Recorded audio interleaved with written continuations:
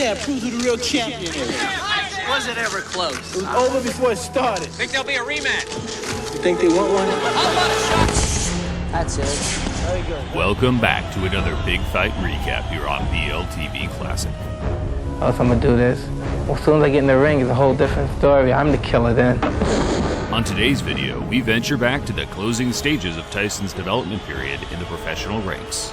Still young and undefeated, but now taking on more serious heavyweight contenders. There's a very rugged Reggie Gross. Reggie Gross isn't often credited as a serious contender. However, Tyson's legendary trainer, Cus D'Amato, knew there was more than meets the eye, as he was openly opposed to letting his prodigy take on the Baltimore Bruiser. A short, explosive battle that sent the loser spiraling out of control. Let's take a look.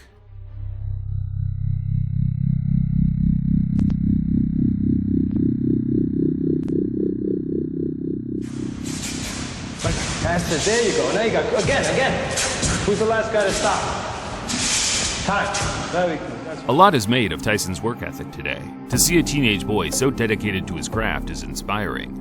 When he wasn't in the gym perfecting his technique, he was reading boxing books and magazines, watching classic matches from Cus's library, and even attending events and weighing up his potential opponents in the flesh. Tyson, welcome to Wembley, Mike. Thank you very much, Harry. Just give us... He was obsessed, but his infatuation with the sport paled in comparison to his trainer and mentor, Cus D'Amato. An all-trainer, had a head full of incredible knowledge, and had this impact on every fighter that he had ever trained. Cus's traits as a coach were endless. He was a futurist, a boundary breaker, a professor of the sweet science with the communication skills to convey his philosophy in layman's terms. But his most salient quality, widely overlooked by the hardcore boxing community, was his detailed knowledge of the current landscape in boxing. He knew the strengths and weaknesses of every fighter from New York to Moscow. If a fighter was making waves in a small town in, say, Scotland, he knew about it, and would often send one of his team, usually Jose Torres, across the globe on a scouting mission. This is all good. Oh, there's a danger sign for Bruno. In 1985, during Tyson's early rise, Cus took a particular interest in a young, undefeated light heavyweight from the Bronx named Reggie Gross. Gross was trained by Mac Lewis, a prominent figure in the New York boxing scene in the mid-'80s. Just put it back, then. Lewis helped nurture a talent that remained undefeated as a light heavyweight, and one that conquered two notable contenders at the 200-plus pound limit in Jimmy Clark and Smokin' Burt Cooper. Before Cus D'Amato passed away in late 1985, he left a note to Jose Torres of fighters that he thought Tyson should avoid, at least until his prodigy had gained more experience. At the top of that list was one Reginald Gross. Gross was nimble with decent defensive skills, but that wasn't the reason Cus wanted no part of him. Tyson's trainer was fearful of the fact that Gross had lost to low-caliber fighters like Anthony Witherspoon and Jack Johnson, yet was able to defeat both Jimmy Clark and Smokin' Burt Cooper within a short period of time. Gross was the sort of fighter that rose to the occasion, defied the odds when it mattered most, and in 1986, there wasn't a more motivating challenge than taking on the Brooklyn Bomber, Kid Dynamite. First round. He is the most exciting heavyweight the world has been waiting for.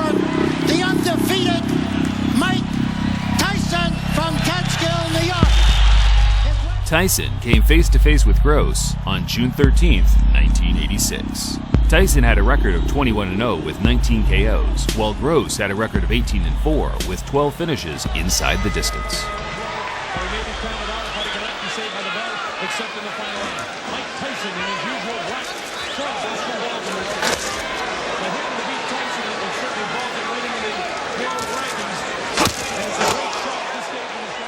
Tyson looked the more dangerous of the two in the opening round, stalking Gross around the ring, trying to get the job done early. With a minute left on the clock, Gross momentarily stunned Mike with an uppercut followed by a right hook. Seeing a glimpse of weakness, Gross just went all guns blazing to try and shock the world.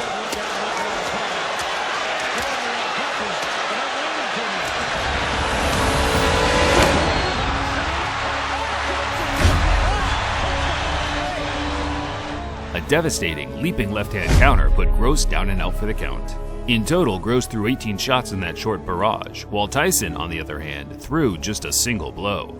One of the greatest knockouts for Mike that truly emphasized how remarkable his technique was. Were you surprised by that? Not at all. At first I thought because he charged out a little with a kind of a sluggish stand, like he's just ready to wing. But I was precarious about it, and I just kept putting the jab in his face, looking forward for him to move forward. If there is a way to beat Mike Tyson, how do you do it? Don't want to talk about that one, do you? I don't. 357 Magnum. I'm starting to think. Good chance.